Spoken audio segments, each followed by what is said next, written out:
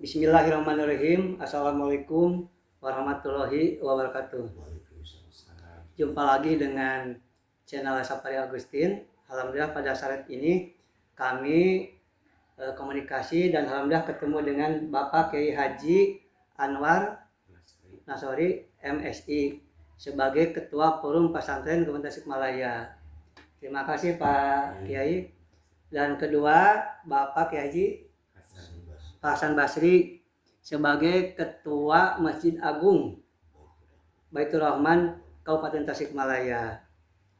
Saya sengaja datang dengan tokoh agama Kabupaten Tasikmalaya ini yang sangat berharga karena kami prihatin setelah membaca dari Jatim Times yang dikeluarkan oleh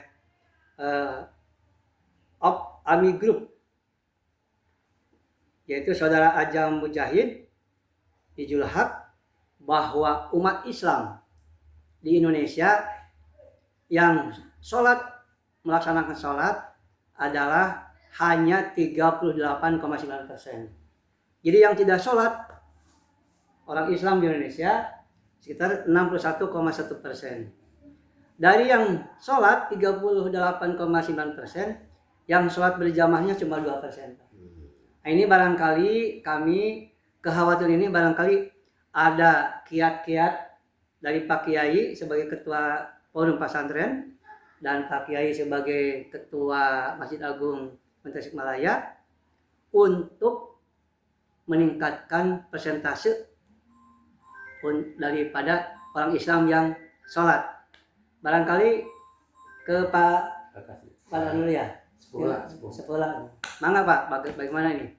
Karena ini merupakan suatu kewajiban sebagai tiang agama sholat itu di agama Islam. Mangga Pak. Assalamualaikum warahmatullahi wabarakatuh. Waalaikumsalam.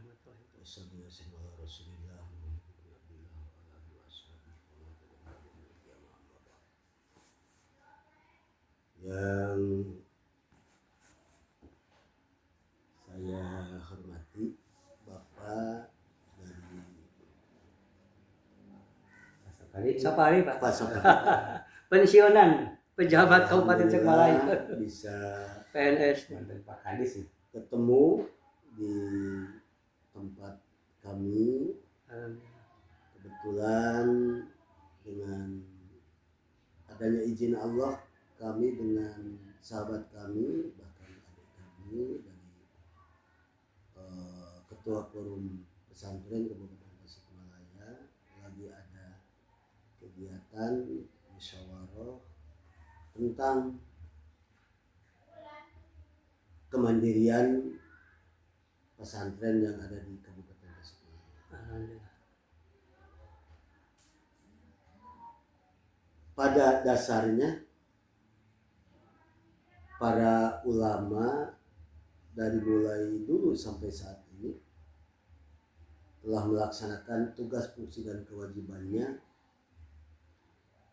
untuk memberikan tausiah, peringatan, termasuk lobi-lobi terhadap umat yang ada di seluruh pelosok.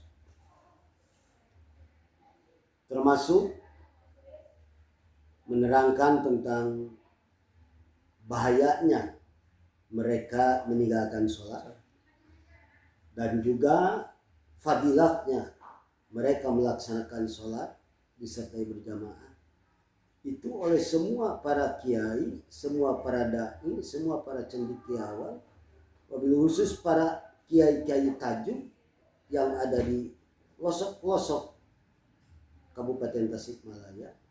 Itu sebetulnya dari dulu sampai saat ini sangat gencar. Tetapi mungkin apa daya tangan tak sampai. Taufik dan hidayah itu bukan milik manusia, bukan milik kiai, bukan milik santri, bukan milik dai, bukan milik ulama, tetapi itu milik Allah dan hak Allah. Al-abdu yaktasibu Allah yuridu. Kita hanya sekadar punya maksud, punya tujuan, punya kasab, punya ikhtiar. Allah yang memberikan keistimewaan segala. Kedua, apa yang barusan Bapak utarakan dan juga informasikan pada kami, memang kami sangat khawatir. Kenapa? Karena di lain sisi sholat itu adalah betul-betul salah satu kewajiban pokok bagi seluruh umat manusia yang beriman. Seorang muslim, seorang mukmin, sholat itu adalah makanan pokok kalau ditamsilkan kepada makanan. Maka disebut dalam salah satu hadis Nabi, as-sholatu imaduddin, sholat itu tiang agama. Andaikan tiangnya rapuh, tiangnya gak kuat, tiangnya keropos, maka bangunan lain yang ada di atas tiang atau di pinggir-pinggir tiang akan lebih keropos dan secepatnya akan lebih duluan ambruk. Harapan kami dari semua kalangan ajengan, ustadz, dai, cendekiawan, kiai, ulama, alangkah baiknya dan gak bisa harus bisa, ulama dengan umaro harus betul-betul bersatu memikirkan tentang keadaan situasi kondisi umat yang ada di daerah masing-masing. Level bupati mungkin di kabupaten, level camat di kecamatan, level desa adalah di pedesaan, kepala desa sampai ke tingkat KRT-an. Ditopang dan dibantu oleh aparat yang lain seperti Kapolsek dan Ramil dan Sikoder yang disebut Umarok tersebut. Insya Allah dengan adanya seperti itu, apa yang tadi diutarakan oleh Bapak hanya 36%, 38%, kami yakin akan bisa naik kembali. Amin. Dari apa yang telah Bapak tadi utarakan. Amin. Harapan kami sekali lagi, ini diperlukan kerja keras yang sangat dibutuhkan oleh kita. Kerjasama yang baik antara ulama dan umaro. Sehebat apapun ulamanya, andai kata umaroknya tidak respect, umaroknya tidak satu jalan sepertinya, kurang begitu, persatuannya kurang begitu tepat dan cepat, maka kami yakin sehebat apapun ulamanya tidak akan bisa tercapai cita-cita kita. Tetapi sekalipun ulamanya biasa, tetapi umaro begitu menopang, yang begitu hebat, begitu cepat, kami yakin negara akan kuat, masyarakat akan kuat, masyarakat juga akan hebat, dan juga wilayah yang ada di daerah masing-masing akan bermartabat dan akan diturunkan barokah oleh Allah Subhanahu wa taala. Oleh sebab demikian, kami harapkan kepada semua rekan-rekan seperjuangan, para ulama, para ajengan, para dai, para kiai, jangan sampai kita bertolak belakang dengan apa adanya yang telah dicontohkan oleh Rasul dan diperintahkan oleh Al-Quran, oleh Allah, sehingga kita harus bekerja sama dengan para umaro.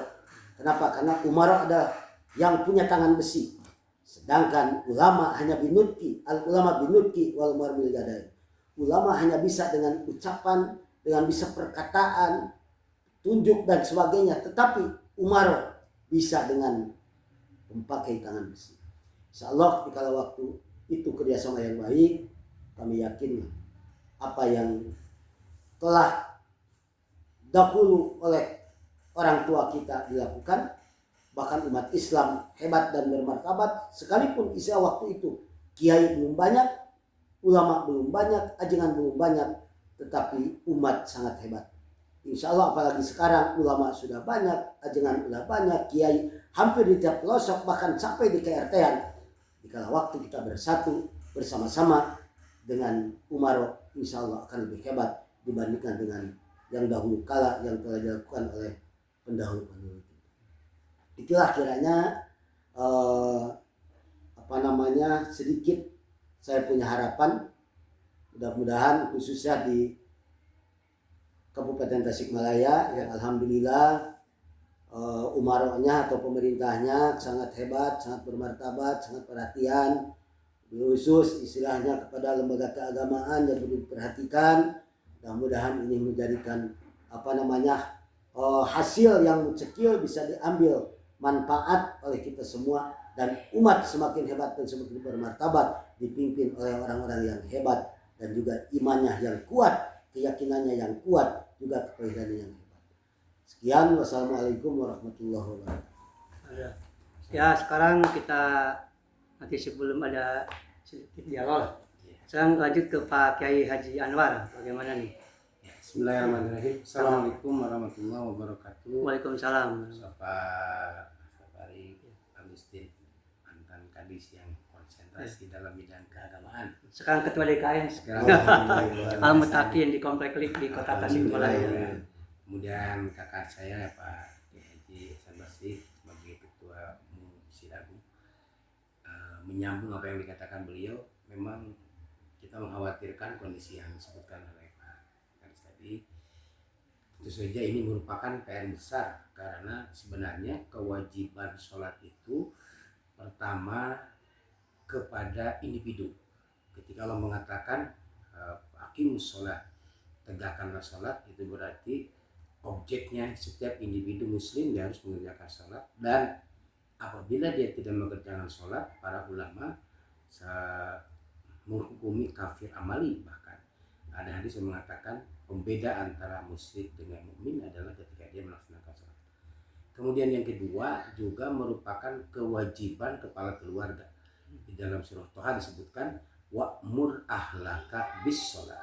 Perintahkanlah keluargamu, anak-anak, kemudian istri untuk melaksanakan sholat.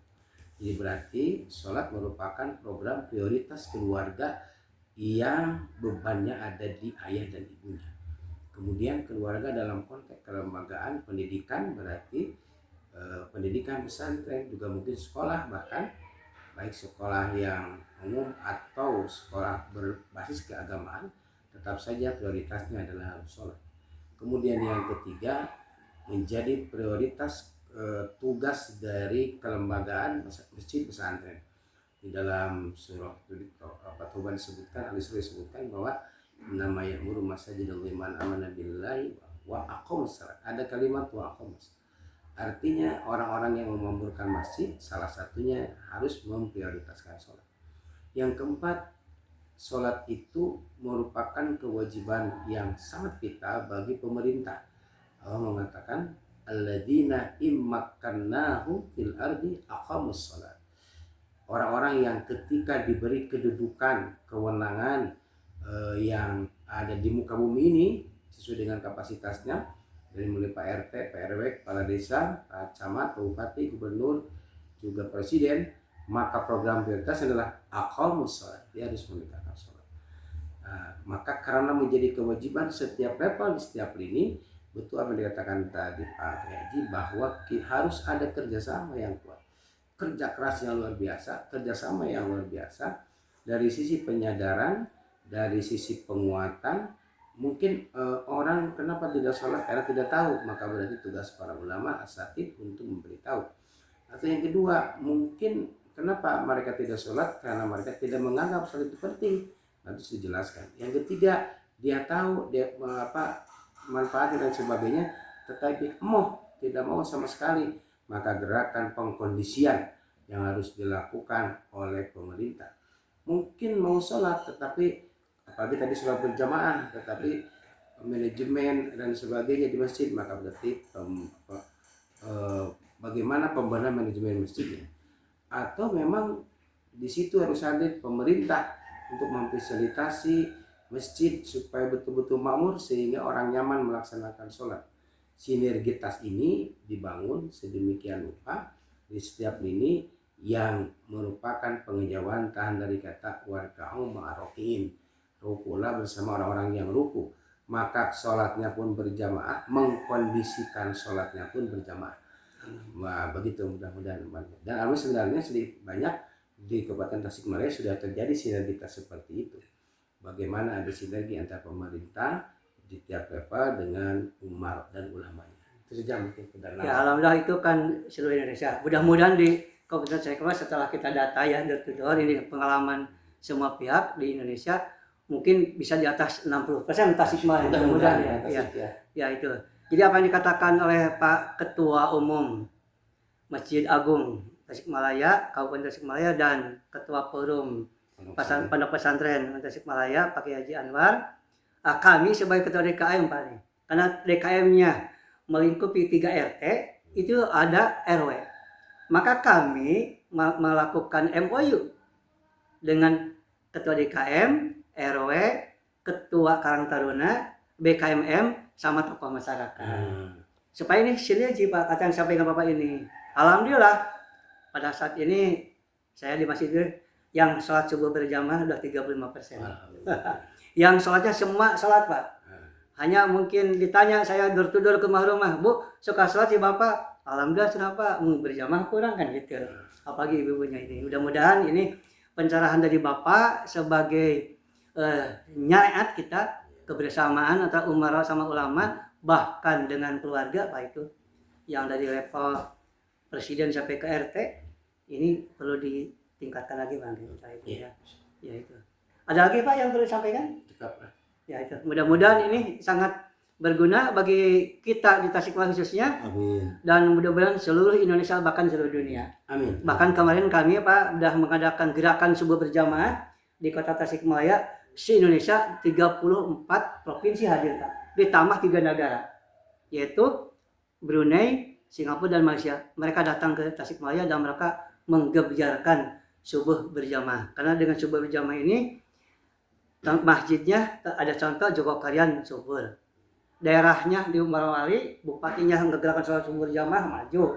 Negaranya yang kemarin begitu dipimpin oleh Erdogan, Turki lebih maju itu. Mudah-mudahan di Indonesia apa yang disampaikan Pak Kiai tadi dari mulai presiden sampai ke bawah kerjasama dengan baik sehingga yang sholat bahkan sholat berjamaah lebih meningkat.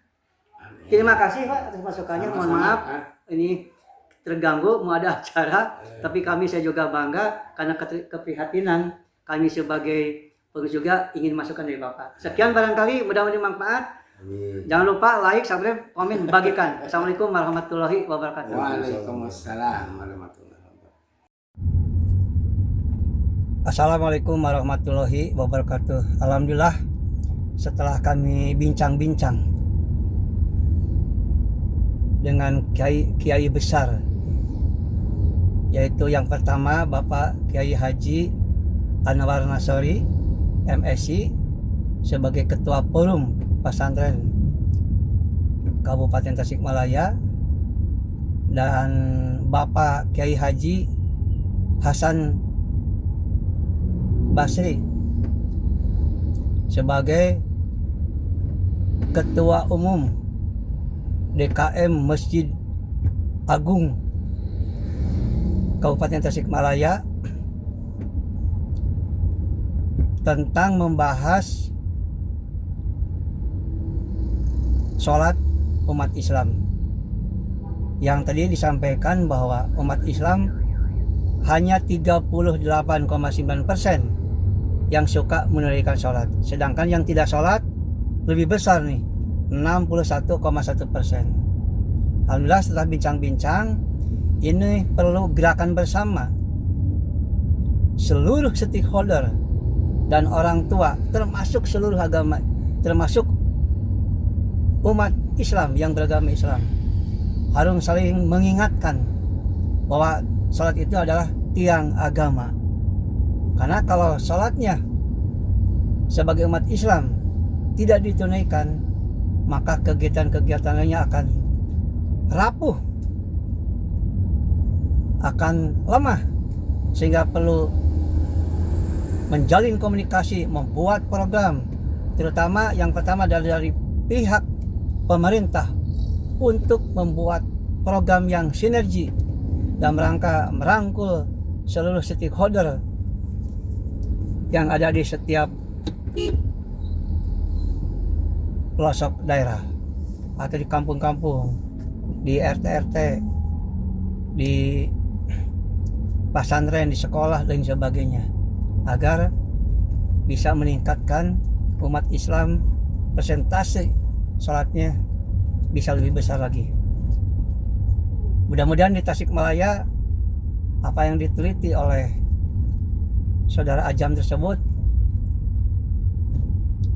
hanya 30% tidak terjadi di Tasikmalaya. Tapi perlu diwaspadai juga untuk mengecek, meneliti berapa persen di Tasikmalaya, baik kabupaten maupun kota. Mudah-mudahan tidak sekecil yang disampaikan tadi oleh penelitian di Jawa Timur. Sekian, mudah-mudahan kekhawatiran kita akan lebih berkurang dan mungkin nanti akan ditambah oleh statement para kiai, para guru, orang tua, tokoh agama, tokoh masyarakat, supaya kita lebih sinergi dalam rangka membina umat, saling mengingatkan. Sekian barangkali. Wassalamualaikum warahmatullahi wabarakatuh.